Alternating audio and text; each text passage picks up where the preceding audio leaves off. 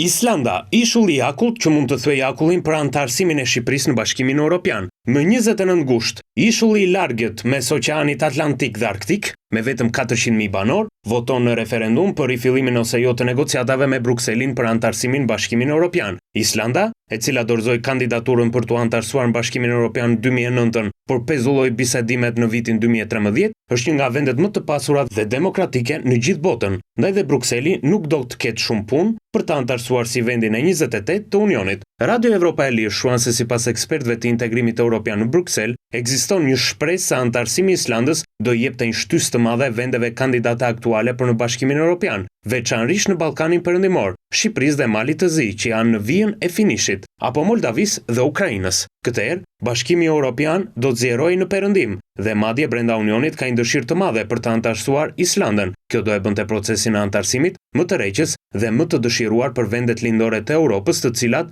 janë më pak të përparuara. Prej vitit 2013, me Kroacin, Bashkimi Evropian nuk ka antarësuar më në Union asnjë vend tjetër dhe Islanda shihet si rasti ideal për të thyer këtë ngërç. Madje, Islanda, e cila para se të pezullonte negociatat e Bashkimit Evropian, kishte mbyllur 11 kapituj, mund të shkojë çift bashkë me Malin e Zi, i cili ka mbyllur 18 kapituj, dhe të antarësohen në Bashkimin Evropian deri në vitin 2028. Dhe më pas, sipas objektivave, radhën e ka menjëherë Shqipëria, e cila, nëse gjithçka shkon sipas planit, mund t'i bjerë edhe numri i fatit, antari 30 në vitin 2030.